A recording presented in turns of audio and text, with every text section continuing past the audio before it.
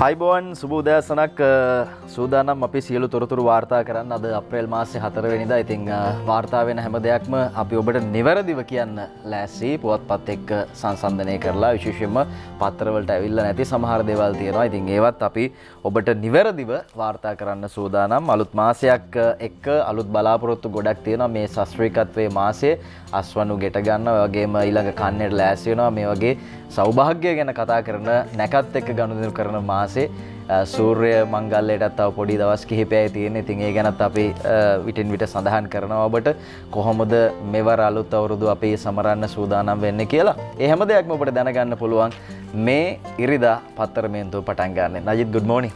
good morning Sameera. සුබ උදෑසනක් ප්‍රාර්ථනා කරන හැම දෙනෙක්ටම. සමීර කිව්වා වගේම තව දවස් 10කින් හරියටම මේ වේලාව ගත කරනකොට ඔබ අපි හැම දෙනෙක්ම සිංහල දෙමළ අවුරුද්දේ ඒ චාරිත්‍ර වාරිත්‍ර ඉටු කරන මොහොතක් බවට පත් වෙනවා. ඉතින් ඒ සෞභාග්‍යයේ ශාස්ත්‍රීයත්වයේ මුළු රටටම දැනෙන්න හැඟෙන්න අවශ්‍ය වැඩ කටයුතු සූදානම් කරගන්න කියන කාරණාව විශේෂයෙන් මතක් කරනවා.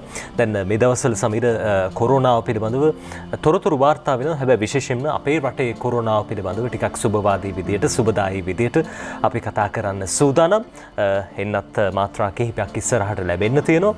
දෙවෙනි එන්නත් මාත්‍රා එන්නත්කරණය සඳහා සූදානමින් ඉන්නවා. ඒ අතරේදී කොරෝනා රෝගීන්ගේ අපි දකිනවා පැහැදිලි අඩුවීමක් මේ දවස්වල පෙන්눔 කරනවා. හැබැයි ලෝකේ තත්ත්වය ටිකක් වෙනස්. ඊට වැඩිය ටිකක් දරුණු තත්ත්වයක තියෙනවා කිව්වොත් නිවැරදි.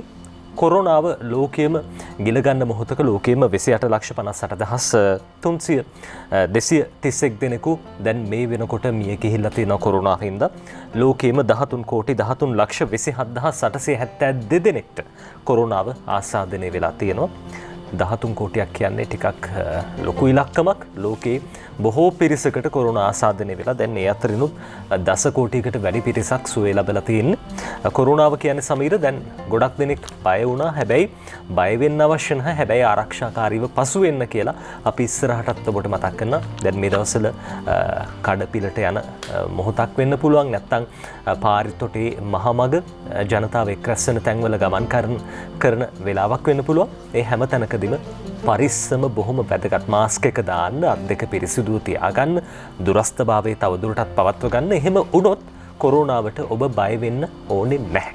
සමීර. ඔව් දැන් අපි මෙච්චර මෙහෙම කියන්නේ අපිට අල්ලපු රට එහා පැත්තේ රට ඉන්දියාව ගැන කතා කරද්දී මහාරාෂ්ට්‍ර ප්‍රාන්තයේ යලි ලොක්ඩවුන් කිරීමේ අවදානමකට ඇවිල්ලා තියෙනවා කියලා ඉන්දියා මාධ්‍ය වාර්තා කරනවා. ඉතින් මෙහි මහාරාෂ්ට්‍ර ප්‍රාන්තයේ නජිත් මේ වැසියන් ඔවුන් අර එන්නත ලබා ගැනීමෙන් පස්සේ කිසිම සෞඛ්‍ය ක්‍රමයක් නිර්දේශ වුණ අනුගමනය කරලා නැහැ. ඉතින් ඒක තමයි කාරණේ බවට පත් වෙලා තියෙන්නේ. ඒ අනුව ශීඝ්‍ර ව්‍යාප්තියක් දකින්න ලැබෙනවා කියලායි මේ ඉන්දියා බලධාරීන් සඳහන් කරන්නේ. ඒ අනුව ලොක්ඩවුන් එකකට ආපහු ඉන්දියාවට යන්න වෙයිද? ඉතින් අපිත් පරිස්සම් වුණ නැත්නම් අපිටත් එතනට යන්න වෙයි. ඒ හින්දා තමයි අපි කියන්නේ අලුත් අවුරුද්ද අපි සමරමු. හැබැයි සෞඛ්‍ය ආරක්ෂණ ක්‍රමවේද අනුගමනය කරමින් ඒ තැන්වලට මුල් තැන ලබා දෙමින් අපි මේ කටයුතු වලට සම්බන්ධ වෙමු කියන එක උදේ පාන්දරම ඔබට මතක් කරනවා. පොතක් පෙන්වන්න ලෑස්ති මධ්‍යම ප්‍රතිපදාව මේක ඇක්‍රියගල නන්ද අපේ හාමුදුරුවෝ තමයි ලියන්නේ නිබන්ධනයක් විදිහට. අපි මේ පොතේ පිටකවරේ බලමු. උන්වහන්සේ මේ කෘතිය තුළ විශේෂ කාරණා ගණනාවක් සඳහන් කරනවා. විශේෂයෙන්ම බෞද්ධයන්ට විතරක් නෙමෙයි මේ බෞද්ධ සියලුම දෙනාට තමන්ගේ ජීවිතවලට එකතු කරගන්න පුළුවන් වැදගත් වටිනා කාරණා ගණනාවක් සඳහන් කරලා තියෙනවා. කොහොමද මේ මැදුම් පිළිවෙත තුළ අපි ජීවත් වෙන්නේ සහ බුදුන් වහන්සේ මොන ආකාරයෙන්ද මේ ප්‍රතිපදාව තුළ කටයුතු කරමින් මේ ලක්ෂ සංඛ්‍යාත ජනතාවකට නැත්නම් උන්වහන්සේගේ ශ්‍රාවකයන්ට සෙත ශාන්තිය උදා කරේ කියන කාරණය සමාජ විවිධ පිබිදීම් ඔස්සේ උන්වහන්සේ මේ කෘතිය නිබන්ධනය කරලා තියෙනවා. විශේෂයෙන්ම අපි දැක්කා පහුගිය කාලවකවානුව තුළ දැන් මේ වෙද්දි සමාජ මාධ්‍යයට ගියාම නජිත් භික්ෂුන් වහන්සේට ඩ්‍රයිවිං ලයිසන්ස් දෙනවාද? එහෙම ඇප්ලිකේෂන් එකක් මම දැක්ක සමාජ මාධ්‍ය යනවා. අපි ඒ ගැන කියන්න ලෑස්ති. ඒ වගේම තව භික්ෂුන් වහන්සේ නමක් අර පහුගිය දිනක දකුණු පළාතේ යම් සිද්ධියකට ලොකු කැළඹීමක් ඇති වෙලා තිබුණා. ඉතින් මේ වගේ දේවල් අපිට භික්ෂු සමාජය තුළ වාර්තා වීමත් එක්ක මැදුම් පිළිවෙත මොන ආකාරයෙන්ද වැදගත් වෙන්නේ කියලා මේ කෘතිය තුළ කතා කරනවා. මධ්‍යම ප්‍රතිපදාව ඔබට පුළුවන් වෙලාවක කියවලා බලන්න කියලා අපි ඔබෙන් ඉල්ලමින් අපි යම් බලන්න ප්‍රධාන ප්‍රවෘත්ති.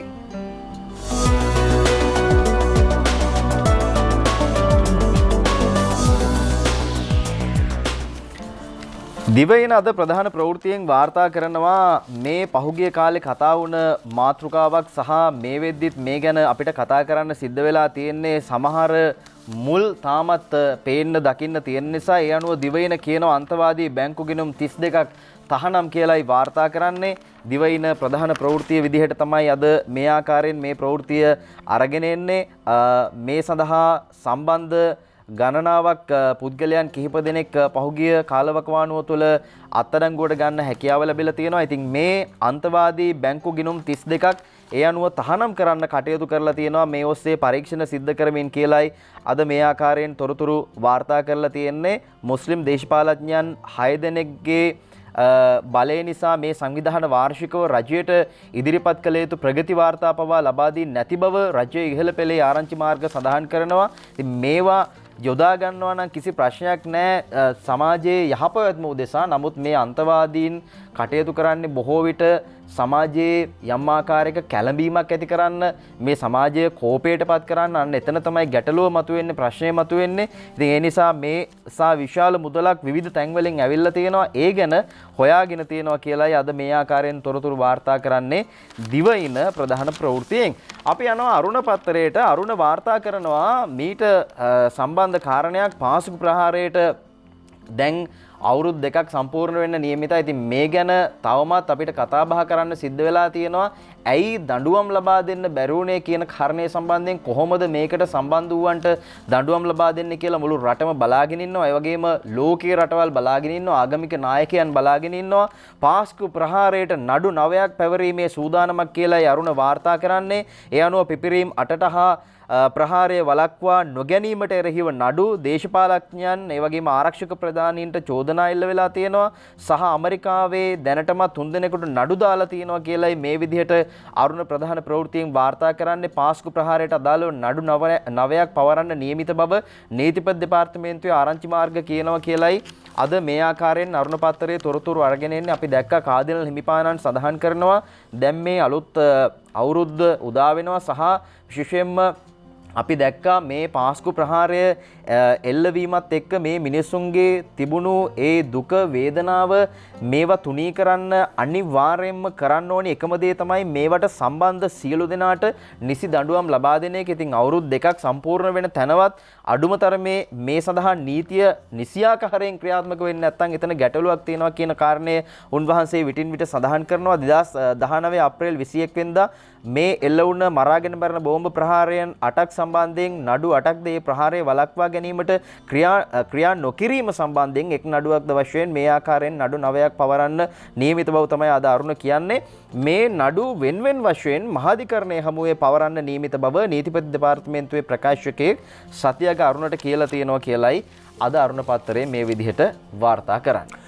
අරුණ පත්තරේ අන්තවාදීන් පිළිබඳව මේ විදිහට වාර්තා කරන අතරදී තවත් අන්තවාදී පිරිසක් පිළිබඳව අද සන්ඩේ ඔබ්සර්වර් සමීර වාර්තා කරනවා මේ විදිහට. දැන් අපි දැක්ක පහුගිය දවස්වල පාස්කු ප්‍රහාරය සම්බන්ධයෙන් බොහෝ දෙනෙක් කතා කරනවා. ඔය අතරේ ජිනීවා මානව හිමිකම් කොමිසමේදී අපේ රටට දැඩි විරෝධයක් එල්ල වෙන්න මේ අන්තවාදීන්ගේ ක්‍රියාකලාපයේ හේතු වුණා. දෙමළ අන්තවාදයේ පිළිබඳව බොහෝ දෙනෙක් කතා කරනවා. උතුරේ විශේෂයෙන්ම ඉන්න මහජන නියෝජිතයන් තමුන්ගේ පළාත් සභාවට හරි හැටි සේවයක් ඉටු කළා. ඒ පිළිබඳව සන්ඩේ ඔබ්සර්වර් ලියන පුවතකින් අපිට හොඳටම පැහැදිලි වෙනවා මේ මහජන ආරක්ෂාව පිළිබඳ මාතෘතුමන් සඳහන් කරන කාරණාවක්. Wigneswaran was a failure in the north. මේ උතුරේ දේශපාලනඥයන් අතරින් විශේෂයෙන්ම විග්නේශ්වරන් මහත්තයා අසමත් වූ එක් බවට මහජන ආරක්ෂාව පිළිබඳව තුමන් සඳහන් කරනවා. public security minister slams PC system. මේ මහජන ආරක්ෂාව පිළිබඳ අමාත්‍යතුමාගෙන් මේ විශේෂයෙන්ම පළාත් සභා ක්‍රමයේ සම්බන්ධයෙන් කම්මුල් පහරක් කියලා තමයි අද සන්ඩේ ඔබ්සර්වර් පුවත්පත ප්‍රධාන සිරස්තලයේ විදිහට වාර්තා කරන්නේ. එතුමන් අපි දැක්කා මේ උතුරු පළාතේ විශේෂයෙන්ම මරුතන්කර්ණි ප්‍රදේශයේ ඒ වගේම මල්ලාවි ප්‍රදේශයේ පොලිසි දෙකක් විවෘත කිරීමේ අවස්ථාවට එකතු වෙලා හිටියා. ආචාර්ය රියාඩ්මිරාල් සරත් වීරසේකර මහත්මයා එතුමන් එහිදී සඳහන් කරන්නේ උතුරේ ජනතාවට මේ දෙමළ දේශපාලනඥයන් හරි හැටි සේවයක් ඉටු කළාද කියන කාරණාව පිළිබඳව නැවත නැවතත් ප්‍රශ්න කළ යුතු බව තමයි එතුමන් සඳහන් කරන්නේ. Minister of Public Security රියාඩ්මිරාල් Sarath Weerasekara lambasted the provincial council system in the country. මේ රටේ පවතින පළාත් සභා ක්‍රමයේ පිළිබඳව එතුමන් දැඩි ලෙස විවේචනය කළ බව අද සන්ඩේ ඔබ්සර්වර් පුවත්පත සඳහන් කරනවා. කෙසේ වෙතත් අපි දකිනවා ඉදිරියේදී පළාත් සභා මැතිවරණයක් පවත්වන්නට අවශ්‍ය කටයුතු සූදානම් කරනවා කියලා. තවමත් අර ව්‍යවස්ථාවේ තියෙන අඩු ලුහුඩුකම් සකසා ගනිමින් මේ දේවල් ක්‍රියාත්මක කිරීම පිළිබඳව සිද්ධ කරනවද ඉස්සරහට මේ කටයුතු සිද්ධ කරනවද කියන කාරණාව පිළිබඳව තවමත් ප්‍රශ්නයක්. කෙසේ වෙතත් දැනට පවතින පළාත් සභා ක්‍රමයට එතුමන් දැඩි විරෝධයක් පළ කරන බව අද සන්ඩේ ඔබ්සර්වර් පුවත්පත සඳහන් කළා. මේ පළාත් සභාවල ඉන්න මන්ත්‍රීවරුන්ට වැඩිය මධ්‍යම රජයෙන් පළාත් සභාවලට සේවයක් ඉටු කරන්න පුළුවන් කියලා එතුමන් සඳහන් කරලා තිනවා. අද සන්ඩේ ඔබ්සර්වර් ඒ ගැන ලියන්නේ. අපි මෙතනින් යනවා වෙනත් කතාවකට. මේ ගැන පහුගිය කාලේ කතා වෙමින් තිබුණා, සාකච්ඡාවට ලක් වෙමින් තිබුණා. ඉතින් අද සිළුමිණ වාර්තා කරන අලුත් EPF පනතින් ලක්ෂ 35කට වැඩි වාසි කියලායි කියන්නේ. තාරක වික්‍රමසේකර තමයි ලියන්නේ. පුද්ගලික අංශයේ සහ රාජ්‍ය ව්‍යවස්ථාපිත මණ්ඩල ඒ වගේම මේවා මේ වගේ සේවකයන්ගේ අර්ථසාධක පාරිතෝෂිත සහ වන්දි ගැටලු කඩනමින් විසඳන්න ඒ සඳහා ඕනි කරන පනතක් ලබන මාසේ පාර්ලිමේන්තුවට ඉදිරිපත් කරන බව කම්කරු අමාත්‍ය නිමල් සිරිපාල්ද සිල්වා ඇමතුමා සඳහන් කරලා තිනවා. ඉතින් අද ඒ ගැන තමයි මේ විදිහට කියලා තියෙන්නේ. මේකත් දැන් අජිත් අනිවාර්යයෙන්ම කතා බහට ලක් කරන කාරණයක් බවට පත් වෙයි. මේක දැන් ගොඩක් අය කතා වෙයි. ඔන්න ආපහු EPF එකට අත තියන්න හදනවා. මේකේ සල්ලි අදින්න හදනවා. මේකට ආපහු මේ කරන්න හදන්නේ නම් හොඳ වැඩක් නෙමෙයි කියලා අර අපි දැක්ක ගල්කිස්සේ වෙරළ තීරේ අර වැලි දාලා ලස්සනට හදන්න පටන් ගන්නකොට සමහරු කියපු දේවල්. ඉතින් ඒ වගේ කතාවක් මේකටත් කියන්න හදයි කලින්. හැබැයි කලින් චෝදනා කරන්න එපා. අපි බලමු මේ පනතින් පෞද්ගලික අංශයේ සේවකයන්ට මොන වගේ වාසියක්ද සෙතක්ද උදා වෙන්නේ කියලා. අද සිළුමිණ කියනවා ඒ අනුව ලක්ෂ 35කට වැඩි වාසි හම්බ වෙනවා කියලා. ඒ අනුව රාජ්‍ය ව්‍යවස්ථාපිත මණ්ඩල සහ පුද්ගලික අංශයේ සේවය කරන සේවක සේවිකාවන් ලක්ෂ 36කට ආසන්න පිරිසකට විශාල ආරක්ෂාවක් සැලසෙන බව ඇමතුමා සඳහන් කරනවා. ඇතැම් අර්ථසාධක නඩු අවුරුදු 10ක් පමණ අධිකරණවල විභාග වන බවත් මේ නිසා විශ්‍රාමගිය සේවකයන්ට විශාල අපහසුතා මේ අර්ථසාධක ලබා ගැනීමේදී සිද්ධ වන බව ඇමතුමා කියලා තියෙනවා. ඉතින් ඒකත් එක්ක තමයි මේ ආකාරයෙන් අලුත් පනතක් ගේන්න සූදානම් වෙන්නේ. ඒ ගැන අද සිළුමිණ මේ ආකාරයෙන් තොරතුරු අරගෙන එනවා. අද ලංකාදීපේ ප්‍රධාන සිරස්තලයේ විදිහට වාර්තා කරන පුවත ආණ්ඩුවේ මත ගැටුම විසඳන්න පක්ෂ නායක රැස්වීමක්. මේ තමයි අද ලංකාදීපේ ප්‍රධාන සිරස්තලයේ. අජන්ත කුමාර අගලකඩ මේ ගැන ලියන්නේ. පළාත් සභා මැතිවරණයේ පැවැත්වීමට අදාළ නව පනත් කෙටුම්පත සම්බන්ධයෙන් ආණ්ඩු පක්ෂය තුළ ඇතිව තිබෙන අර්බුදය විසඳා ගැනීම සඳහා ආණ්ඩුවේ පක්ෂ නායකයන් ජනාධිපති ගෝඨාභය රාජපක්ෂ මහතාගේ ප්‍රධානත්වයෙන් මේ සතියේදී රැස්වීමට නියමිතයි.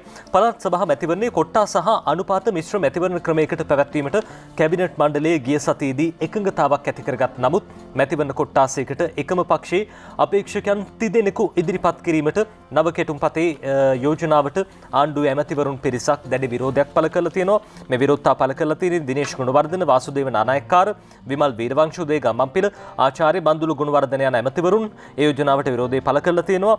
පළාත් සභා මැතිවරණයේ පැවැත්වීම සඳහා නව පනත් කෙටුම්පත රාජ්‍ය සේවා පළාත් සභා පළාත් පාලන ඇමති ජනක බණ්ඩාර තෙන්නකෝන් මහතා විසින් මීට සති දෙකකට පෙර කැබිනට් මණ්ඩලයට ඉදිරිපත් කළා.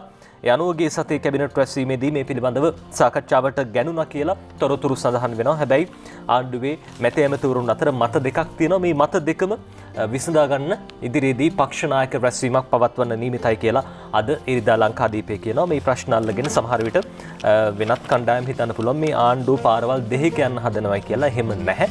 මේ දේවල් විසඳගෙන පළාත් සභා මැතිවරණේ ඉක්මනටම තියන්න ඒ අවශ්‍ය කටයුතු සූදානම් කරන බව තමයි රජයේ පාර්ශවයෙන් ආරංචි මාර්ග සඳහන් කරන්නේ.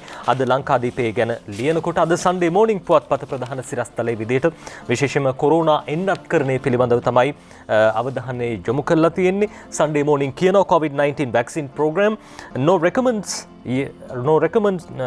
recommended yet. තවමත් මේ කොරෝනා එන්නත්කරණය දැන් මාර්තු මාසේ 31 වෙනිදා වෙනකොට తాවකාලිකව නවත්වලා තියෙනවා. ඊට හේතුව තමයි අවශ්‍ය එන්නත් අපේ රටට තවමත් ලැබිලා නැහැ. සමීර අර එන්නත් පොලිමක් තියෙනවා. සමීර ඉන්දියාවේ අපි දැක්කා කොවිෂීල්ඩ් එන්නතර රටවල් රැසකින් ඉල්ලුම ලැබිලා තියෙනවා. ඉන්දියාවෙත් බොහෝ පිරිසක් ඉන්නවා. අර සමීර සඳහන් කළා වගේම ඉන්දියාවේ පිරිස් වලටත් එන්නත් ලබා දුන්නාට පස්සේ විශේෂයෙන් අපි දැක්කා කොරෝනාව ආසාදනය වෙලා තියෙනවා. උන්ගේ අර පරිස්සම නැති හින්දා මේ හින්දා නැවතත් එන්නත්කරණයක් සිදු කරනවාද කියලා ඉන්දියාවට උනත් හිතලා බලන්න සිද්ධ වෙලා තියෙනවා. ඔය අතරේ තමයි අපේ රටට ඇනවුම් කරපු එන්නත් වලටත් තාම ඉන්දියාව ප්‍රතිචාර දක්වලා නැහැ. ඉතාමත් ඉක්මනින් අපේ රටට ලැබෙන්න නියමිතයි ඩිලේ ඉන් ඉන්දියන් කොවිෂීල්ඩ් ස්ටොක්ස් අරයිවල්.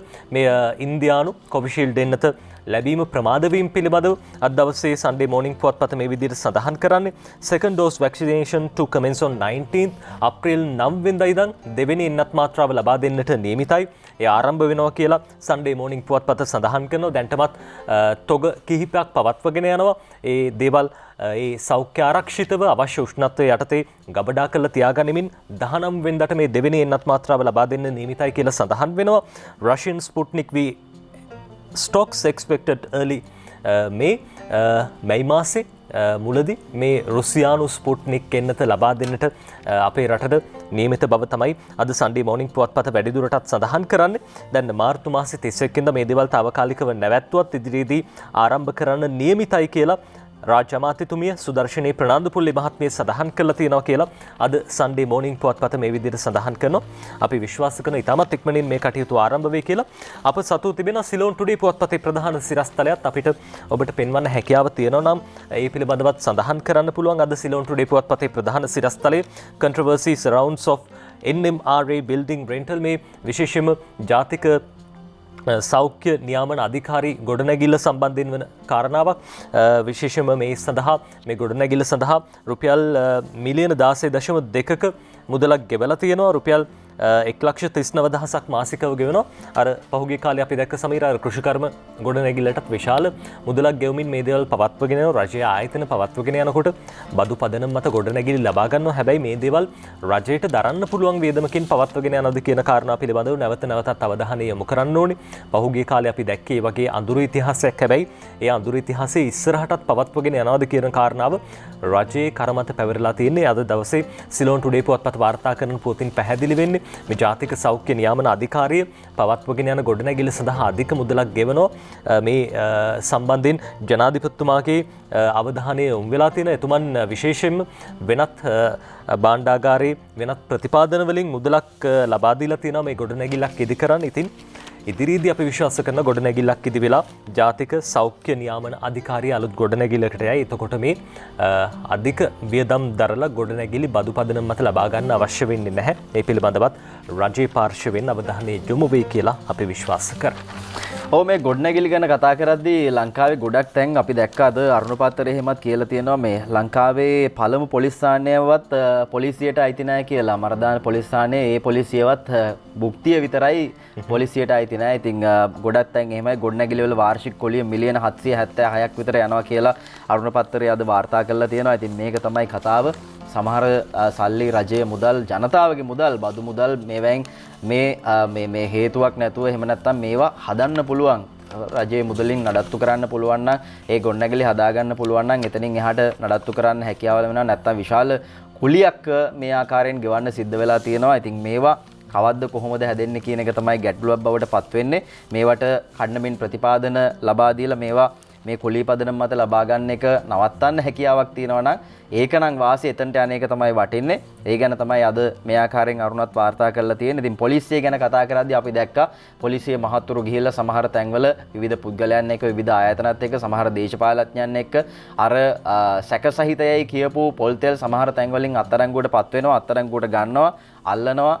බෞසර් පිටින් අද මව්බිම වාර්තා කරනවා වස පොල්තෙල් මගඩියේ සුලමුල මව්බිමට හෙළිවේ කියලායි කියලා තියෙන්නේ. බලන්න මේ ඡායාරූපේ ඉන්නේ කවුද කියලා නම කියන්න ඕනේ නැහැ. ඉතින් මේ ඡායාරූපයත් එක්ක තමයි මේ කතාව අද වාර්තා කරලා තියෙන්නේ. පිළිකාකාරක සහිත පොල්තෙල් ආනයනය කර වෙළඳපොළට නිකුත් කරලා තියෙන බවට රට පුරා මහත් ආందోලනයකට තුඩු සිද්ධිය 2016 අවුරුද්දේ නිකුත් කර ඇති අතිවිශේෂ ගැසට් නිවේදනයක ප්‍රතිඵලයක් බව තොරතුරු වාර්තා වෙනවා කියලා මේ ආකාරයෙන් ලියලා තියෙනවා. අද මව්බිම පොල්තෙල් කලවම් කර එහි සංඝටක ලේඛනයේ සඳහන් කළ යුතු බවට එම අතිවිශේෂ ගැසට් නිවේදනයේ 2016 ඔක්තෝබර් 7 වෙනිදා නිකුත් කරලා තියෙනවා.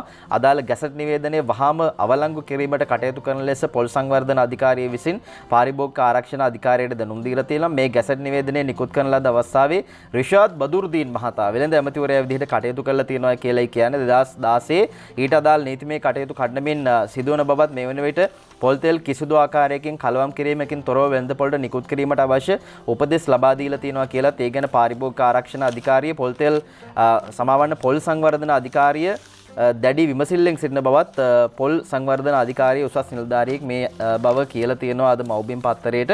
ඒ ගැන අද වාර්තා කරලා තියෙනවා. ඉතින් මේ සුලමුල මේකේ හොයාගන්නවා වගේම තමයි හැකියාවක් තියෙනවා නම් ඇත්තටම අද වෙළඳ පොළට ගියාම මේ වස පොල් තෙල් වෙළඳ පොලේ තියෙනවද කියලා. මොකද ජනතාව දෙගිඩියාවක පසු වෙනවා මේ මොහොත වෙද්දී.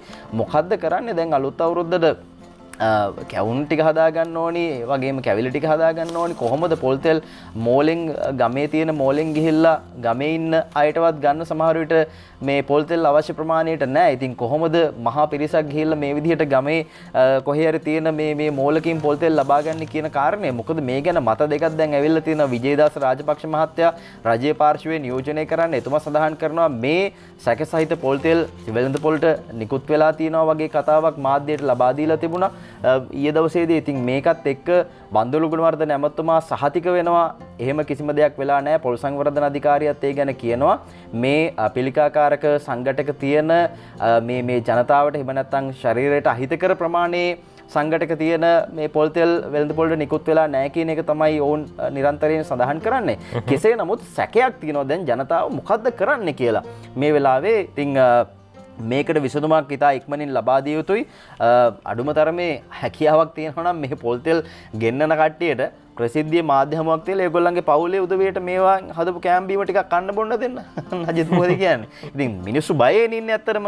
දැන් අපි දකිනවා මේවා මේ සමාගම් දැන් මේවා මෙහෙම වෙලා නැහැ කියන්න නොයෙකුත් උත්සාහයන් ගන්නවා මාධ්‍ය යොදා ගැනීමෙන්. අපි දැක්කා විවිධ දැන්වීම් හරහා පවා මේ වස පොල් තෙල් වෙළඳ පොළට නිකුත් වෙලා නැහැ. ඒගොල්ලෝ ගෙනෙල්ලා නැහැ වගේ දෙයක් සමාජගත කරන්න උත්සාහ කරනවා. අපි දැක්කා ඊයේ දවසේ වගේම අද දවසෙත් ජාතික පුවත්පත්වල මේ දැන්වීම් තියෙනවා. ඔව්. අපි ගෙන්නුවේ නැහැ කියලා. ඔව්. ඉතින් මේවා සනාත වෙලා තියෙනවා. ප්‍රමිති කාර්යාංශය කියලා තියෙනවා මේ අදාළ සංඝටක තියෙනවා කියලා. ඒ වගේම සෞඛ්‍ය අමාත්‍යාංශයට අදාළ ඒ ආහාර සම්බන්ධයෙන් බලන ඒ අදාළ ආයතන කියලා තියෙනවා. ඒ වගේම රේගෝට කියලා තියෙනවා මේවා ප්‍රතිඅපනයනය කරන්න කියලා. ඉතින් එහෙමනම් තවත් කොහෙද මේගොල්ලෝ මේ සනාත කරන්න හදන්නේ එහෙම දේවල් මේ වෙලා නැහැ කියලා.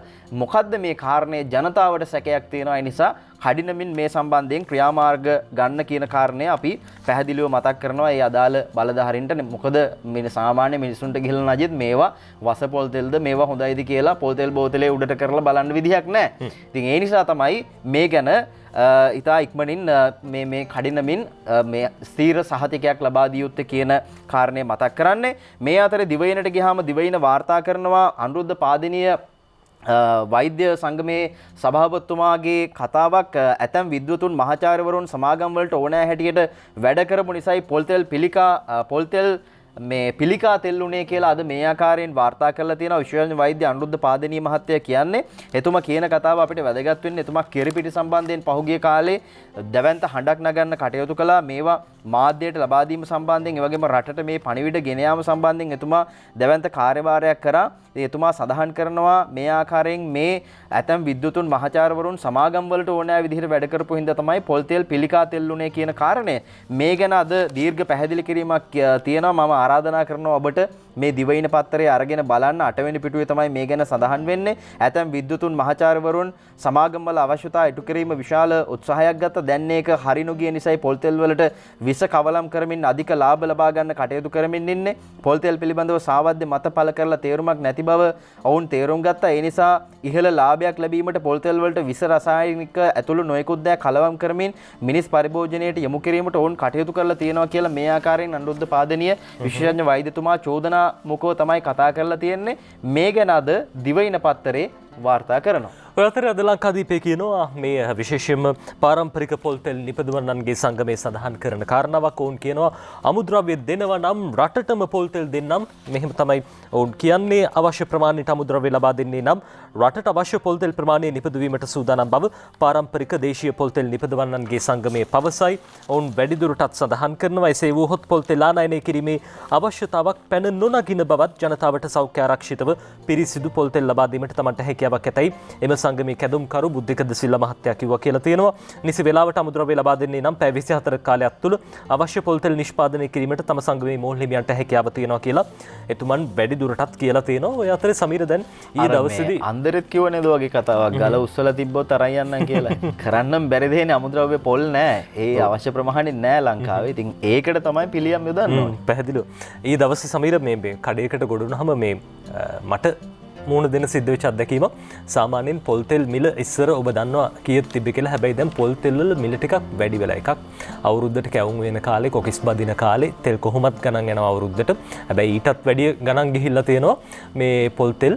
හේතුව තමයි දැන් අර විස පොල් තෙල් කවලම් කරලා දැන් බොහෝ දෙනෙක් වාසි ගන්න හදනවා අඩු මිලට ගත්ත පොල් තෙල් ටික ඉක්මනටම විකුණ ගන්න. දැන් කියන කතාව තමයි මේ ලංකාවේ හදපුවා මේ පුත්තලමේ හදපු පොල් තෙල් මේ ගෙනත් තියෙන මේ රටේව නෙමේ. එහෙම කියලා ගාන වැඩි කරන්න උත්සාහ කරනවා. එහෙමනම් කරන්න එපා.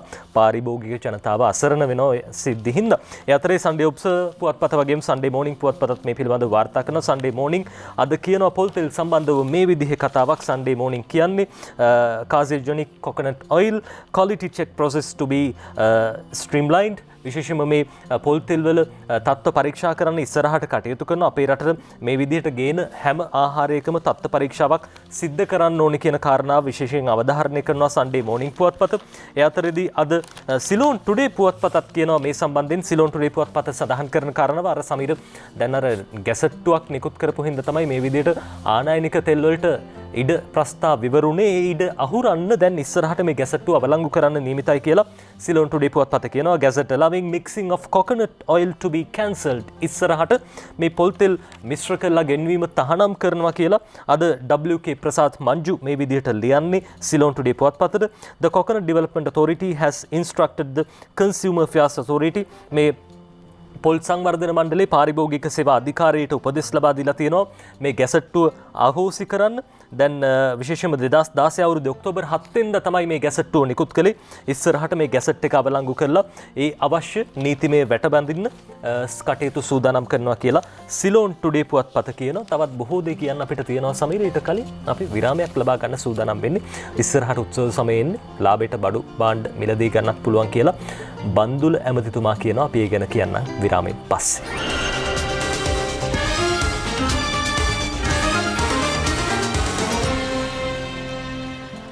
අවුරුද්ද ළඟයි. ඉතින් අඩුවෙන් බඩු ගන්න තමයි හැමෝම බලන්නේ. අවුරුද්ද නෙමෙයි. ඉතින් හැමදාම ඉතින් අඩුවෙන් බඩු මල්ලක් තියෙනවා නම් හොඳයි. බඩු ගන්න තියෙනවා නම් සහන මල්ලට ලොකු ඉල්ලුමක් කියලා අද සිළුමිණ පත්තරේ වාර්තා කරලා තියෙනවා. මෙරට ඉතිහාසයේ සතොස වැඩිම ආදායම පහුගිය බ්‍රහස්පතින්දා සිකුරාදා දිනවල ලැබුණා කියලායි වෙළඳ අමාත්‍යාංශය කියලා තියෙන්නේ. අර දහසේ බඩු මල්ලට ඒ ගැන අද සිළුමිණ වාර්තා කරනවා. අද සන්ඩේ ඔබ්සර්වර් කියනවා විශේෂයෙන්ම මේ පිළිබඳව දැන් අපි දැක්කා සමාජයේ බොහෝ දෙනෙක් මේ අඩු මිලට බඩු ගන්න ඕනේ කියලා හඬක් නැගුවා. ඒ හින්දාම තමයි මෙතුමා මේ කටයුත්ත කරන්න මැදිහත් වුණේ. ඒ අතරේ සන්ඩේ ඔබ්සර්වර් කියන prices of food items reduce from tomorrow. හෙට දවසේ ඉඳන් මේ අත්‍යවශ්‍ය ආහාර ද්‍රව්‍ය කීපයක මිල අඩු වෙනවා කියලා වෙළඳ ඇමතිතුමන් කියන කතාව. Trade Minister Dr. Bandula Gunawardena said that the government has decided to reduce the prices of several essential food commodities in view of the upcoming Sinhala and Tamil New Year. The relevant food items can be purchased at reduced price from Satos outlets from tomorrow. හෙට ඉඳන් මේ අත්‍යවශ්‍ය භාණ්ඩ අඩු කළ මිලට ලබා ගන්න පුළුවන් සතොසෙන්. ඒ අනුව දැන් එතුමන් සඳහන් කරපු ආකාරයට දුඹුරු සීනි කිලෝවක් රුපියල් 115කට දැන් මේ වෙනකොට තිරින් රුපියල් 150ත් 165ත් අතර මිලකට රුපියල් 115කට ලබා ගන්න පුළුවන්. ඒ වගේම තේකොළ ග්‍රෑම් 100ක මිල අඩු කරලා තියෙනවා. රුපියල් 135ට තිබ්බේ රුපියල් 95ට ලබා ගන්න පුළුවන්. දීර්ඝ විස්තරයක් අද මේ පිළිබඳව සන්ඩේ ඔබ්සර්වර් පුවත්පත කියනවා. ඉතින් මේ හැම බඩු භාණ්ඩයක්ම හෙට ඉඳන් අඩු කළ මිලට ලබා ගන්න හැකියාව තියෙනවා කියලා සන්ඩේ ඔබ්සර්වර් පුවත්පත කියනවා. සතොස ගාව ටිකක් පොලිමත් අපි දැක්ක පහුගිය දවස්වල. හැබැයි ඉතින් තවත් කාර්යක්ෂම වෙලා පෞද්ගලික ආයතන වගේ කඩි මුඩි මේවා දෙන්න පුළුවන් නම් ජනතාවට පෝලිං වල ඉන්න අවශ්‍යතාවයකුත් නැහැ. ඒ කාර්යක්ෂමතාවත් සතොස තියාගත්තොත් හොඳයි කියන කාරණාවක් මතක් කරනවා. මොකද අපි දැක්ක පහුගිය දවස්වල සෑහෙන දිග පෝලිම් තියෙනවා. මේ පෝලිං අඩු කරගන්න පුළුවන් නම් ඉක්මනටම බඩු භාණ්ඩ දීලා ජනතාව ආරක්ෂිතව නිවෙස් වලට පිටත් කරන්න පුළුවන් නම් ඒක බොහොම වටිනවා මිල අඩු කරනවා වගේම. මේ අතරේ අනුර කුමාර දිසානායක මහත්තයා කියලා තියෙනවා අවුරුදු 9ටවත් ජනතාවට සහන දෙන්න කියලායි එතුමා ඉල්ලීමක් කරලා තියෙන්නේ. අද ඒ ගැන මව්බිම මේ ආකාරයෙන් වාර්තා කරනවා. ආණ්ඩුව අවුරුදු 9ටවත් ජනතාවගේ අත්‍යවශ්‍ය භාණ්ඩ සාධාරණ මිලකට ලබා දීමේ නිසි සැලසුම් සහගත වැඩපිළිවෙලක් ආරම්භ කළ යුතු බව ජයපේ නායක අනුර කුමාර මහත්තයා කියනවා. මේ බඩු මල්ල ගැන එතුමා දන්නේ නැද්ද දන්නේ මේ කතාව කියනකොට නැත්නම් ඊට කලින් කියපු එකක් පස්සේ පත්තරයට ඇවිල්ලා දන්නේ. කෙසේ නමුත් මේ අතරේ අද වාර්තා කරනවා මව්බිම සතොස්සිං හෙට සිට දුඹුරු සීනිත් ඔන්න 115ට ලබා දෙනවා කියලායි කියලා තියෙන්නේ. දුඹුරු සීනි ටිකක් මිල ගණන් සීනි කතාව දිගින් දිගටම ඇදිලා ආවා. ඉතින් සීනි ඒ ලබා දුන්න බදු සහනයත් එක්ක තමයි මෙපමණ අඩු මුදලට සීනි ලබා දෙන්න හැකියාව ලැබිලා තියෙන්නේ. නැත්නම් 170 වගේ වෙනවා කියලා තමයි මේ අදාළ කාරණය සම්බන්ධයෙන් මේ විවිධ අදහස් පළ කරන පාරිභෝගික ජනතාව සම්බන්ධයෙන් කතා කරන්නේ නැත්නම් පාරිභෝගික භාණ්ඩ සම්බන්ධයෙන් කතා කරන්න ඉන්න බොහෝ දෙනෙක් කිව්වේ යනුව සීනිත් ඔන්න 115ට ලබා දෙන්න සතුටුසලෑසී කියලා හෙට ඉඳලා මව්බිම අද වාර්තා කරනවා.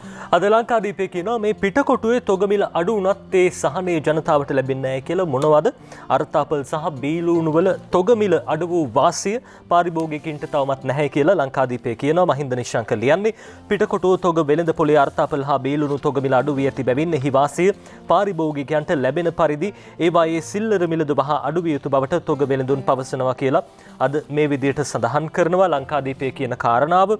ලංකාදීපේ වැඩි දුරටත් මේ පිළිබඳව කියන පහුගිය දිනවල රුපියල් 110ත් 120ත් වශයෙන් අලෙවි වෙච්ච බීලුණු කිලෝවක තොගමිල ඉක්ුත් පළමු වෙනිදා වන විට රුපියල් 50ත් 85ක් දක්වාත් අර්ථාපල් කිලෝවක තොගමිල රුපියල් 65ත් 85 දක්වාත් පහළ බැස ඇත කියලා සිල්ලර මිල අපි දැක්ක පහුගිය දවස්වල පාරේ තොටේ රුපියල් 100යි කිලෝවක් බීලුණු කිලෝක මිල රුපියල් 100යි කියලා තියෙනවා. ඔය අතරේ 85ටත් තිබ්බා. හැබැයි ලුණු හැම හොඳද කියලා බලලා අරගන්න රුපියල් 100ට සාමාන්‍යයෙන් හොඳට පාවිච්චි කරන්න පුළුවන් බීලුණු කිලෝවක් මිලදී ගන්න හැකියාව තියෙනවා.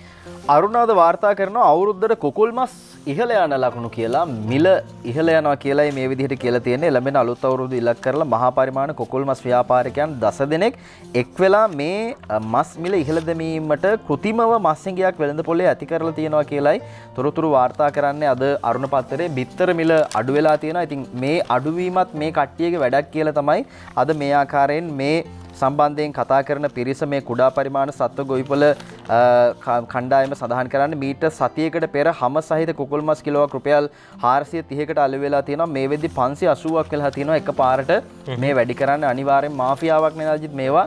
මේක මේ අවුරුද්ද විතරක් වෙන දෙයක් නෙමෙයි. හැම අවුරුද්දකම සිංහල අලුත් අවුරුදු කාලේට වෙන දෙයක්. මස් මිල ඉහළ දානවා, බිත්තර මිල වැඩි කරනවා. තාම් බිත්තර වැඩි වෙලා නැහැ. රුපියල් 11ට තියෙන්නේ. ඉතින් ඒවා ඉස්සරහට ඒගොල්ලෝ කරයි. ඒ සඳහා තමයි වැට බඳින්න ඕනේ. මොකද සාමාන්‍ය ජනතාව මේවා පරිභෝජනයට ගන්නේ හැමෝ අතේම ලොකුවට සල්ලි නැහැ. අර මොන රජයක් හිටියත් මේ කට්ටිය වෙනස් වෙන්නේ නැහැ කියන කාරණාව තමයි අපිට දකින්න තියෙන්නේ. හැබැයි එහෙම වුණොත් රටකට යන්න බෑ. ඒ හින්දා ටිකක් ඒ ගැන හිතන්න. ඔය අතරේ දැන් කොරෝනාවේ තත්ත්වෙ කොහොමද? මේ වෙනකොට PCR පරීක්ෂණ සිද්ධ කරනවාද? ඒ ගැන අද මව්බිම පුවත්පත කියනවා. ඔව් මව්බිම වාර්තා කරනවා මේ යන තත්වයන් එක්ක අහඹු ආකාරයෙන් PCR සිද්ධ කරන්න ඕනි. අහඹු PCR නොකළොත් අලුත් කොවිඩ් පොකුරක් නිර්මාණය වීමේ ඉඩකඩක් තියෙනවා කියලයි අද මේ විදිහට වාර්තා කරන්නේ. ඉදිරි සති දෙක තුල අහඹු PCR පරීක්ෂණ නොකළොත් අවුරුදු සමය ඉලක්ක කරලා අලුත් කොවිඩ් පොකුරක් නිර්මාණය වීමේ අවදානමක් තියෙනවා කියලා සමස්ත ලංකා වෛද්‍ය නිලධාරීන්ගේ සංගමේ ප්‍රධාන ලේකම් වෛද්‍ය ජයන්ත බණ්ඩාර මහත්තයා මව්බිම පත්තරයට කියලා තියෙනවා. මේ වෙද්දී මේ කොවිඩ් එන්නත ලබා දීම ඇනහිටලා තිබෙනවා කියලා සඳහන් කරනවා. ඒ වගේම PCR පරීක්ෂණද විශාල වශයෙන් අවම කරලා තියෙනවා කියලාත් කියනවා. මේ කාරණා සමග මේක නම් පිළිගන්න බෑ මේ එන්නත ලබා දීම ඇනහිටලා නෑ නජිත්. මම ඊයේත් ශවේන්ද්‍ර සිල්වා යුද හමුදාපතිතුමාගෙන් විමසීමක් කළා මේ සම්බන්ධයෙන්. කොවිඩ් මර්ධන කාර්යසාධක බලකායේ ප්‍රධානියා විදිහට එතුමා කටයුතු කරනවා. එතුමා කිව්වා අර පළමු මාත්‍රාව ලබා දීම එන්නත ලබා දීම කිසිදු ආකාරයකින් නතර කරලා නැහැ කියලා. අසත්‍ය කාරණයක් තමයි මාධ්‍ය වලට ඇවිල්ලා තිබුණේ. දෙවන මාත්‍රාව ලබා දෙන හින්දා පළවෙනි එක නතර කළා කියලා. ඉතින් එහෙම එකක් වෙලා නැහැ කියලා එතුමා සඳහන් කළා. කෙසේ නමුත් මේ අහඹු PCR කරන එක නම් වටිනවා. මොකද අපේ සමහර අයගේ හැසිරීම එක්ක තමයි මේ සියල්ල විසඳෙන්නේ. ඒ නිසා වගකීමෙන් වැඩ කරන්න කියලා යලියලිත් මතක් කරන්න ඕනේ. ඔය අතර එන්නත් ගැන කියනකොට දැන් Pfizer BioNTech එන්නත සඳහා අපේ රටේ ජාතික වෛද්‍ය නියාමන අධිකාරියේ අනුමැතිය තාමත් ලැබිලා නැහැ කියන කාරණාවක් අද Sunday morning පුවත්පත කියනවා. Pfizer BioNTech vaccine MRA approval not sought yet. තාමත් මේ ගැටලුව විසඳිලා නැහැ. ඒ අවශ්‍ය අනුමැතිය ලැබිලා නැහැ කියලා අද Sunday morning පුවත්පත කියන approval has not yet been sought from the National Medicine Regulatory Authority. to bring down the Pfizer BioNTech vaccine විශේෂයෙන්ම මේ එන්නත දැන් අපේ රටට ගෙනීම සඳහා අවශ්‍ය ඒ අනුමැතිය ලැබිලා නැහැ කියන කාරණාව අපි දන්නවා. මේ Pfizer BioNTech එන්නත සාමාන්‍යයෙන් අඩු උෂ්ණත්වයක ගබඩා කරලා තියන්න ඕනේ. සෙල්සියස් අංශක -20ට වැඩි උෂ්ණත්වයක තමයි මේ ගබඩා කරලා තියන්න ඕනේ. ඉතින් ඒ හින්දා මේ දේවල් පවත්වගෙන යන්න තාමත් අනුමැතිය ලැබිලා නැහැ.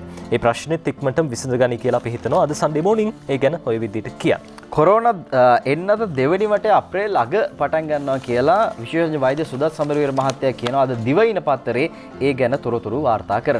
අද දිවයින එහෙම කියනකොට සිලෝන් ටුඩේ පුවත්පත කියන කාරණාවක් විශේෂයෙන්ම මේ Sinopharm එන්නත පිළිබඳව Sinopharm not yet approved by NMRA. දැන් Pfizer BioNTech එන්නතට තාමත් අවසර හම්බෙලා නැහැ. ඒ වගේම තමයි මේ Sinopharm එන්නතට තාමත් අවස්ථාව හමු වෙලා නැහැ. විශේෂයෙන්ම අපි දැක්ක Sinopharm එන්නත් ඔගයක් ලැබෙනවා චීනෙන් ලැබුණු මේ එන්නත් චීන ජාතිකයන්ට විදින්න අවසර හැකියාව ලැබිලා තියෙනවා. හේතුව අපේ රටේ බොහෝ ව්‍යාපෘතිවල චීන ජාතිකයන් ඉන්නවා අපි දැකලා තියෙනවා දන්නවා. ඉතින් කොළඹ වරාය ව්‍යාපෘති බොහෝ පිරිසක් ඉන්නවා චීන ජාතිකයන්. ඔවුන්ට මේ එන්නත් කරණය සිද්ධ කරන්න ඕනේ. ඒ සඳහා චීනය ලබා දීලා තියෙනවා Sinopharm එන්නත. හැබැයි අපේ රටේ දේශීය ජනතාවට Sinopharm විදිනවද නැද්ද? තාමත් ඊට අවසර හම්බ වෙලා නැහැ කියලා අද මේ විදිහට සිලෝන් ටුඩේ කියන්නේ Sinopharm not yet approved by NMRA administrating an unapproved vaccine irregular කියලා මේ තොරතුරු සඳහන් වෙනවා. ඉතාමත් ඉක්මනින් අපි විශ්වාස කරනවා ඒ අවශ්‍ය මාර්ගෝපදේශ හදාගෙන මේ එන්නතටත් අවස්ථාව හම්බ වෙයි. අපි දැක්ක ඉන්දියාවේ කොවිෂීල්ඩ් එන්නත රටවල් රැසකින් ප්‍රතික්ෂේප වෙනවා. ඒ හින්දා විකල්ප එන්නත් වලට යන්නත් අවශ්‍යතාව තියෙනවා. ඒ අනුව ඉදිරියේදී වැඩ කටයුතු සිද්ධ වෙයි කියලා සිලෝන් ටුඩේ පුවත්පත කියනවා. අද සිළුමිනේ ප්‍රධාන ඡායාරූපයට අපි යනවා ඊළඟට මෙවර අවුරුදු සිරිය ඉහළින්ම කියලයි මේ ඡායාරූප වාර්තාව අරගෙන එන්නේ. අපිට මේ විදිහේ ඡායාරූපයක් නැත්නම් මේ විදිහේ දසුණක් ඕනම නගරයකට ගියහම මේ දවස්වල බලා ගන්න පුළුවන්. කොරෝනා වසංගතයේ හින්දා අපිට ගිය අවුරුද්දේ මේ ආකාරයෙන් අලුත් අවුරුදු සමරන්න බැරි වුණා. ඉතින් ලාංකීය ජනතාව මෙවර කොරෝනා මැද්දේ වුවත් අවුරුදු සමරන්න සූදානම් වෙනවා මේ ආකාරයෙන් ලහිලහියේ. ඉතින් දෙයියනේ පරිස්සම් වෙන්න කියලා තමයි අපිට ඉල්ලන්න තියෙන්නේ. මේ විදිහට හැසිරෙන්න කටයුතු කළොතින් කිසිම සෞඛ්‍ය ආරක්ෂණ ක්‍රමවේදයක් අනුගමනය කරන්න නැතුව දැන් හැබැයි මේ ඡායාරූපයේ ඉන්න සියලු දෙනා මුවාවරණ පළඳගෙන ඉන්නවා අපිට පේන්න තියෙනවා. වගේ මුවාවරණෙත් හරියට පළඳන්න කටයුතු කරන්න ඕනේ. මේක මුඛ ආවරණය නෙමෙයි මුවාවරණය. අපි ඉතින් මේවා ඕන තරම් කියලා තියෙනවා. මතක තියාගෙන වැඩ කළොතින් එහෙම අපිට අවුරුද්දෙන් පස්සෙත් කොරෝනා පොකුරු ගැන කතා කරන්න අවස්ථාව උදා වෙන එකක් නැහැ. සමහර ගොඩක් අය මුවාවරණ පාවිච්චි කරන්නේ අර මුඛයට විතරයි නහය අරගෙන ඉන්නවා. අපි දකිනවා වෙනද පොලේ යනකොට දැන් පමුණුව ප්‍රදේශයේ පහුගිය දවස්වල සෑහෙන පිරිසක් හිටියා. අපි හිතනවා අදත් බොහෝ පිරිසක් මේ ඇඳුම් ආයිත්තම් මිලදී ගන්න රෙදි වර්ග මිලදී ගන්න ඒ කියලා. ඒ අතරදී පරිස්සමෙන් අපේ ජීවිත පරිස්සම් කරගන්න ඕනේ. අපේ ජීවිත පරිස්සම් කරන්න ඉන්න පිරිසක් තමයි වෛද්‍යවරු කියන්නේ. කොරෝනාවේදීත් වෛද්‍යවරු ලොකු මෙහෙයක් ඉටු කළා. හැබැයි මෙහෙම මෙහෙයක් ඉටු කළේ පුරප්පාඩු 4000ක් තියාගෙන. අද ඒ ගැන ලංකාදීපේ කියනවා රට පුරා වෛද්‍ය පුරප්පාඩු 4000ක්. අජන්ත කුමාර අගලකඩ මේ ගැන ලියන්නේ රට තුළ වෛද්‍ය නිලධාරීන් 4000කගේ පමණ පුරප්පාඩු පවතින බව සෞඛ්‍ය ඇමතිනි පවිත්‍රවන්‍ය ආරච්චි මහත්මිය කැබිනට් මණ්ඩලයට දැනුම් දුන්නා කියලා. මේ නිසා විශේෂයෙන්ම වෛද්‍යවරුන්ගේ වැඩ කරන වයස් සීමාව වැඩි කරන්න ඕන කියලා සඳහන් කරනවා. අද ලංකාදීපයේ තොරතුරු ඒ ගැන කියනවා. ඒ අතරදී දිවයින පුවත්පතත් සමීර මේ වෛද්‍යවරුන්ගේ විශ්‍රාම වයස ගැන අද තොරතුරු සඳහන් කරනවා. ඔව් විශ්‍රාම වයස ඉහළ දාන්න කටයුතු කරලා තියෙනවා කියලා නජිත් මේ ආකාරයෙන් දිවයින තොරතුරු වාර්තා කරන්නේ. අපි සූදානම් මේ කතාව ඔබට කියන්න යනවා වෛද්‍යවරුන්ගේ විශ්‍රාම වයස වැඩි කරයි කියලා. අද මේ විදිහට තොරතුරු අරගෙන එනවා. රජයේ සේවයේ නියුතු සියලුම ශ්‍රේණි වෛද්‍යවරුන්ගේ අනිවාර්ය විශ්‍රාම වයස අවුරුදු 63 දක්වා ඉහළ දාන රජයේ කටයුතු කරලා තියෙන නෝ සෞඛ්‍ය ඇමතුමිය මේ සම්බන්ධයෙන් කැබිනට් පත්‍රිකාව හෙට කැබිනට් මණ්ඩලයට ඉදිරිපත් කරන්න නියමිතයි. ඉතින් ඒ සඳහා අනුමැතිය ලැබෙයි කියන විශ්වාසය තමයි තියෙනවා කියලා අද මේ ආකාරයෙන් තොරතුරු අරගෙන එන්නේ. අපි මෙතනින් එහාට යන්න ලෑස්ති කතා කරන්න තවත් කාරණා කිහිපයක් පිළිබඳව මේ භික්ෂුන් වහන්සේලාට ඩ්‍රයිවිං ලයිසන් එක දෙන කතාව ඇත්තක්ද කියන එක අපි කියන්න සූදානම්. අද මව්බි මේ ගැන වාර්තා කරලා තිනවා. බලමු අපි මොකද්ද මේ කතාව කියලා. බුද්ධ ශාසනය ආගමික සහ සංස්කෘතික කටයුතු අමාත්‍යාංශය මගින් භික්ෂුන් වහන්සේට රියදුරු බලපත්‍ර ලබා දීමට පියවරගෙන ඇති බවට සඳහන් අයදුම්පත සමාජ ජාලය ඔස්සේ බෙදා හරිමින් මුදා හරිමින් බෞද්ධාගම සහ භික්ෂුන් වහන්සේ අපකීර්තියට හා අපහාසයට පත් කිරීමට කිසියම් පිරිසක් සිදු කරගෙන යන සැලසුමක් බව අපරාධ පරීක්ෂණ දෙපාර්තමේන්තුව මගින් විශේෂ විමර්ශනයක් මේ ගැන ආරම්භ කළා තියෙනවා. විහාරාධිපති පරිවේනාචාර්ය ආචාර්ය වගේම පාඨශාලා ආචාර්ය තනතුරු දරන භික්ෂුන් වහන්සේට පමණක් මේ රියදුරු බලපත්‍ර ලබා දීම සඳහා ඉල්ලුම් කිරීමට හැකි බව ඒ අයදුම්පත මගින් පෙන්වා දීලා තියෙනවා. ඉතින් සමාජ මාධ්‍ය ඔස්සේ තමයි මේක සංසරණය වෙන්නේ. කෙසේ නමුත් මේක මේ මඩ ගහන්න අපකීර්තියට පත් කරන වැඩක්. මේ ගැන පරීක්ෂණ ආරම්භ කරලා තියෙනවා අපරාධ පරීක්ෂණ දෙපාර්තමේන්තුව කියලායි අද තොරතුරු මේ විදිහට අරගෙන එන්නේ. සමීරේ ප්‍රවෘත්තියත් එක්කම අපි සූදානම් විරාමයක් ලබාගෙන තවත් බොහෝ දේ කියන් තියෙනවා. ජනාධිපතිතුමන් ජනපති ගම සමග පිළිසඳර වැඩසටහනට එකතු වුණා. බොහෝ අදහස් පළවන එතෙන්දී අපි විරාමයෙන් පස්සේ යනවා.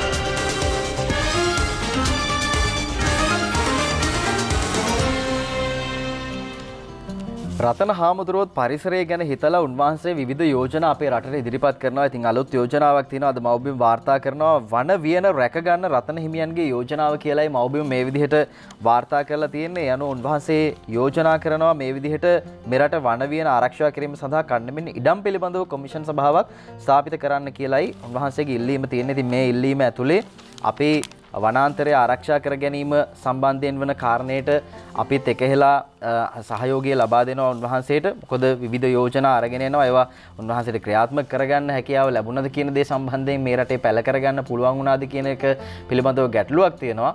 හැබැයි හොඳ යෝජනාවක් වන වියන රැක් ගන්න මේ ආකාරයේ යෝජනාවක් කරලා තියෙනවා. මේ අතරේ ජනාධිපතිතුමා ඊයේ ගම සමග පිළිසඳර වැඩසටහනේදී වනාන්තර සම්බන්ධයෙන් කතා කළා. එතෙන්දී ප්‍රශ්න ආවා මේ අලිවැට පිළිබඳව. ඉතින් අලිවැට අලින්ගෙන් ආරක්ෂා වෙනවා වගේම වනාන්තරයත් ආරක්ෂා කරගන්න ඕන කියලා ජනාධිපතිතුමා කිව්වා. අපි බලමු.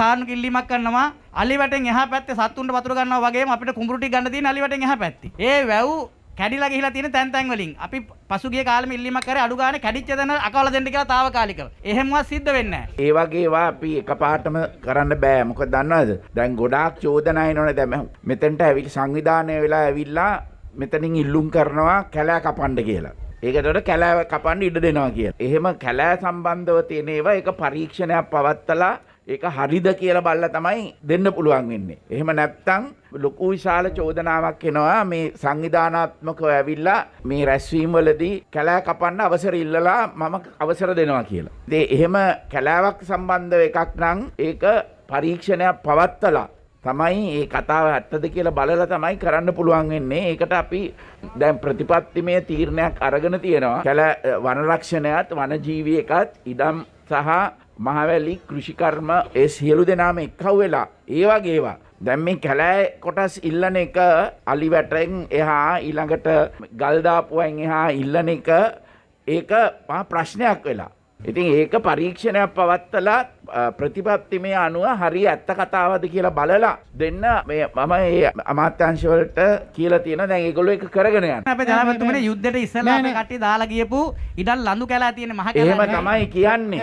ඔයා කියන්නේ එහෙමයි. දැන් ඔබතුමා කියන කතාවට ජනාධිපතිතුමාගේ කතාව සම්බන්ධයි. අපි එදා අපි මමත් ආව හෙලිකොප්ටරේ ගියා. ගිහිල්ලා ඔක්කොම සංචාරකයල වල තමයි අපි මැප් කරලා අඳුනගත්තේ කොපමණ ප්‍රමාණයක් මේ සමස්තයට අයින් කරන 15000ක් අඳුරගත්තා. මේ කරයින් කරන්න බෑනේ. පස්සේ අපි අඳුරගත්තා මහවැලියෙන් මොනවද දෙන්න පුළුවන් කියලා මේ සමීක්ෂණ කරලා අවුරුදු දෙකක් ගියා මේ කාර්යය කරන්න. දැන් ඒක අවසන් වෙලා තියෙනවා. වන සංරක්ෂක ජෙනරාල් වශයෙන් දැන් අපි දෙගොල්ලෝ හුමාරු වෙනවා. අපි හිතනවා ඉතින් තව මාස 3ක් ඇතුළත අපිට මේ නිදහස ලැබෙනවා. එතකොට අපිට මේකට අවශ්‍ය මුදල් ප්‍රමාණය මේ අවුරුද්දේ අග ඉඳන් ලබන අවුරුද්දෙන් අපි අවුරුදු එකහමාරක් දාලා තියෙනවා මේ වැඩ ඒ ඔය 15000 කලාපේ තියෙන සියලුම වැව් ටික ඉවර කරන්න. ඉතින් මේක ලොකු කාර්යයක්. කියන්නේ තැන් වල තිබිච්ච අපි උඩින් ගිහිල්ලා බලපු තැන් කාව් අවුට් කරලා අකර 15000ක් හඳුනාගත්තා. ඉතින් ඒක අපි බොහොම විද්‍යාත්මකව වන සංරක්ෂණ ක්‍රමානුකූලව කරපු දෙයක්. ඒ නිසා දැන් උගක් දුර ඇවිල්ලා තියෙනවා අද ඒක ඒ අනුව කරන්න ඕන. ඊට ඉස්සෙල්ලා විසඳන්න ඕන මේ නිර්වුල් ප්‍රශ්නයක් නැති වැව් ටික හදලා ඒ වගා කරන ඒවට වගා කරන්නට අවස්ථාව ලබා දෙන්න තමයි මුලින් කරන්න ඕන. ඒ අතරතුර තමයි අනිත් එක කරන්න පුළුවන් වෙන්නේ. මොකද ඒක එකපාරටම අපිට නිදහස් කරන්න බෑ. මේක කියන එතකොට ඕගොල්ලෝ ගිහිල්ලා කොහොම සුද්ධ කරලා කැලෑව විනාශ කරලා දානවා. ඒක එහෙම කරන්න බෑ. ඒක නිසා ඒකට ක්‍රමවේදයක් දැන් යොදලා තියෙනවා. ඒ ක්‍රමවේදයට අනුව ඒක කරනවා. වගා කරන්න පුළුවන් පුරන් වෙච්ච කුඹුරු තියෙන කොටස තියෙනවානේ. දැන් ඒ වගේ වගා කිරීම සඳහා අවශ්‍ය මේ වැව් ටික ප්‍රතිසංස්කරණය කරලා දෙන්න ඉස්සෙල්ලා සමහර ජනාධිපතිතුමා කියන කතාව සාධාරණ. එතුමා බොහොම මානුෂීය විදියට ගම සමග පිළිසඳරදී ජනතාවගේ ප්‍රශ්න වලට පිළිතුරු දුන්නා. අපි දැක්ක පහුගිය දවස්වල අර කැලේට ගිහිල්ලා තියෙනවා නම් වගා කරපු ඉඩම් මේවායේ අයිතිය ජනතාවට දෙන්න කියලා කිව්වා. හැබැයි ඒක පාවිච්චි කරලා බොහෝ පිරිසක් මේ කැලෑ එලි කරන්න කටයුතු කළා. ඒ වගේම ජනාධිපතිතුමාව චෝදනාවට ලක් වුණා මේ සිද්ධ කරපු කටයුතු හින්දා. බොහෝ පාර්ශව කිව්වා මේ ජනාධිපතිතුමා සූදානම් වෙන්නේ කැලෑ එලි කරන්න කියලා. හැබැයි එතුමන්ම කියනවා ඒ විදිහේ කටයුත්තක් නෙමෙයි ජනතාවට සහන දෙන්න මේ කටයුතු කළේ. හැබැයි ජනතාව ඒක වැරදි විදිහට පාවිච්චි කරනවා නම් නිවැරදි ක්‍රමයට ඒ කටයුතු සිද්ධ කරන්න වෙනවා. ඔය චෝදනා කරන බොහෝ පිරිසක් සමීර අපි දකිනවා. විශේෂයෙන්ම මේ තැන්වලට ගිහිල්ලා නෙමෙයි බලලා නෙමෙයි මේ ගැන කියන්නේ. එහෙම නොබලා කරන එකක් ගැන අද ලංකාදීපේ කියන මේ පිරිස උද්ඝෝෂණය කරන්න තිබ්බේ හරිනම් සිංහරාජයට ගිහිල්ලා.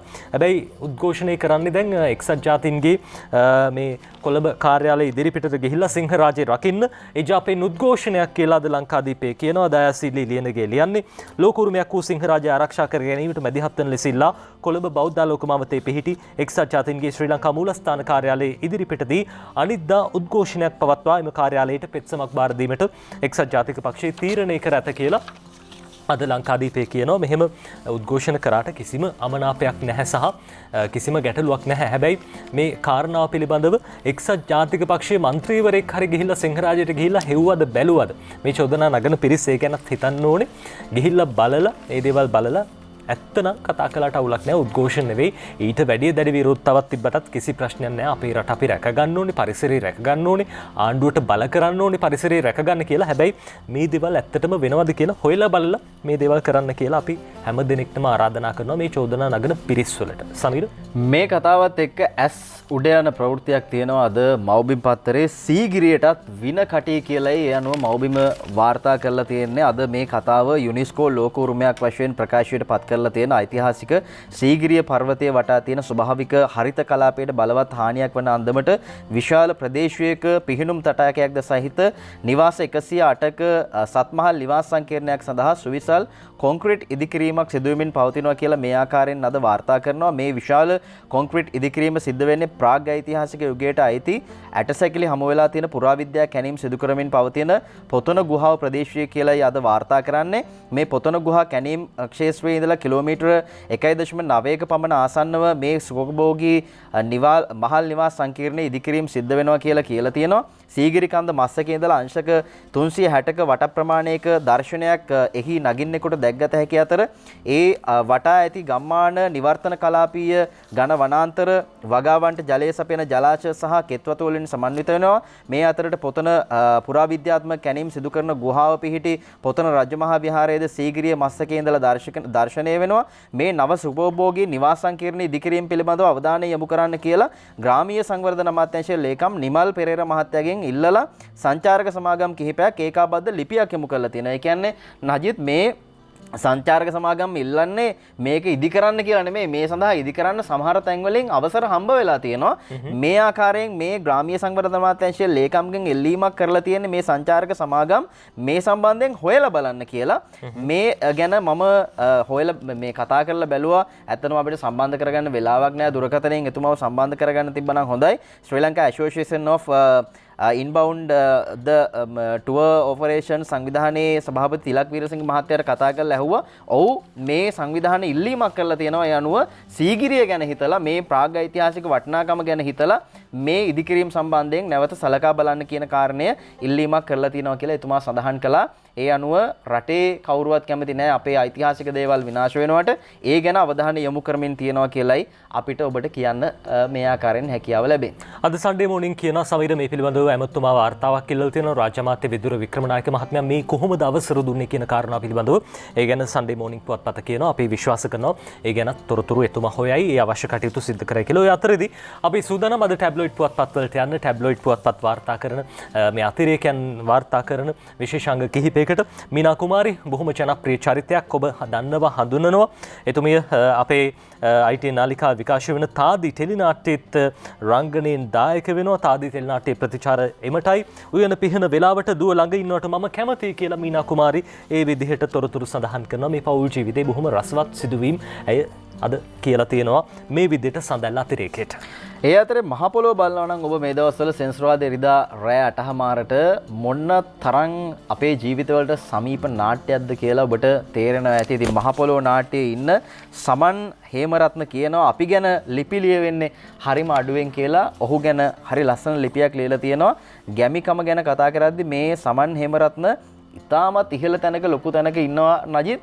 පුළුවන් නම් මම අභියෝග කරනවා කවුරු හරි නළුවෙක් ඉන්නවා නම් මේ සමන් මේ හේමරත්න වාඩි වෙලා ඉන්න විදිහට ගැමියෙක් විදිහට පුළුවන් නම් බිම වාඩි වෙලා ඉන්න කාට හරි පුළුවන් නම් ඒක අභියෝගයක්. එහෙම බෑ සාමාන්‍යයෙන් කෙනෙකුට. ඉතින් ඔහු හරිම ලස්සනට තාත්වික විදිහට රංගනයෙන් දායක වෙනවා. මහ පොළොව නාට්‍ය ජනප්‍රිය නාට්‍යයක්. ඔබ බලන්න අදත් රෑ 8:00 මේ නාට්‍ය පිළිබඳව මේ සමාජයේ මේ දවස්වල ලොකු කතාවකුත් ඇති වෙලා තියෙනවා. හොඳයි අපි අද දවසේ කාටුන් බලමු.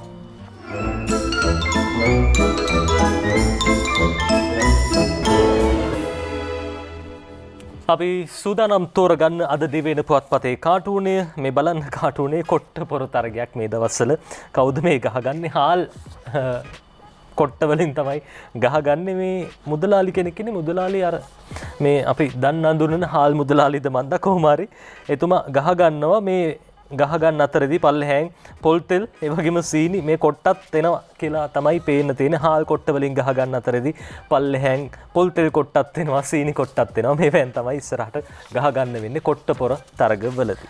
සිම්පල් මෑන් කාටුන් එක අද සිළුමිණ පත්තරේ තියෙන්නේ දෙන්නෙක් ඔන්න කතා වෙනවා. පත්තරේ කියවන ගමන් කියනවා රංජන් මහින්දානන්දගෙන් සමාව ගනි ප්‍රවෘත්තියක් තියෙනවා. ඒකත් එක්ක අනේ ඇවිල්ලා කියනවා ඔන්න දැක්කද ඒ වගේ අයට මොලේ පෑදෙන්නටත් හොඳ හෝටලයකින් කන්නම වෙනවා කියලා තියෙනවා. ඒ අතරේ ලංකාදීප පුවත්පතේ මේ අවුරුද්ද ගැන අවුරුද්දට බොරු කියන තරම් ගැන පියල් සමරවීරගේ ලංකෝනිස් කාටුනේ අපි තෝරගන්නේ. ඔබතුමා පරිසරයට දක්වන ආදරය ගැන කරපු කතාව සුදුසු තැනකදී කෙරුවා නම් ෂුවර් එකට තෑග්ගක් ලැබෙනවා කියලා මේ දේශපාලකතුමාට කියනවා. එතුමා අහනවා ඒ කිව්වේ පරිසරය සුරැකීමේ තරගයකදී කෙරුවා නන්ද? කෙරුව නිසාද කියලා අහනවා. නෑ අවුරුදු උත්සවයේ බොරු කීමේ තරගයේදී කෙරුවා නම් කියලා. මේ අවුරුදු උත්සවයේ බොරු කීමේදී තරගයේදී කෙරුවා නම් පරිසරය ගැන ආදරය දක්වන කතාව ඒ විදිහට කළා නම් තෑග්ගකුත් දිනන්න තිබ්බා ෂුවර් කියලා ලංකාදීප ලංකෝනිස් කාටුනේ කියන්නේ. බන්දුලු මහත්තයා ගැන කවි කාටුන් හැමතැනම ඇඳෙනවා. මේ එතුමගේ නම තියෙන කවියක් අපි පුට ගන්න අද දිවයින පත්තරේ තියෙන හිටුවනේ බක්මහා ලැබුණි මේ අවුරුදු වතගොතය බන්දුල සතොස ළඟ ඉන්නේ හිතය ඔක්කොටම උඩින් ඇත්තේ ණය පොතය පොල්තෙල් ගොඩේ රත් වෙනවා ජනමතය පොල්තෙල් ගොඩේ රත් වෙනවා ජනමතය කියලා හද අනුරාධ හිරිපිටියගේ කවිය ඉවර කරලා තියෙනවා. සමීර අපි අද කාටුන් අවසන් කරන්න තෝරගන්නවා බොහොම ලස්සන කාටුනයක් කවියක් නෙවෙයි තෝරගන්නේ. ලංකාදීප පුවත්පතේ තොප්පේ කාටුනේ මේ බලන්න බන්දුල ඇමතුමාම තමයි ඉන්නේ දාසහපු වලනගේ අඳින්නේ. ඉක්මනටම කියන්නම් ගිය අවුරුද්දේ අවුල් මේ අවුරුද්දත් අවුල් වගේ සර් පොල්තෙල් හින්දා ගිය අවුරුද්දත් අවුල් මේ අවුරුද්දත් අවුල් පොල්තෙල් හින්දා වගේ සර් කියනකොට සර් අහනවා එහෙමනම් ඉස්සරහ දොරේ මේක අලව ගනින් කියලා. ඒ තියෙන්නේ මොකද්ද? අලුත් අවුරුද්ද අද නෙවෙයි හෙටයි කියලා. ඒ බන්දුල ඇමතුමා විදිහට තියෙන ඒ උනාට එතුමත් කැමති අවුරුද්ද සමරන්න කොහොමුණත් කාටුනේ ඇදලා තියෙන. මේ විදිහට අපි සූදානම් අදට ඔබේ නිවසෙන් සමවරගෙන යන්න. ඔබට නිරෝගී සුව සතියන්තයක් ප්‍රාර්ථනා කරනවා. ජයග්‍රාහී සතියන්තයක් ප්‍රාර්ථනා කරනවා. ජය වේවා. අයබෝන්.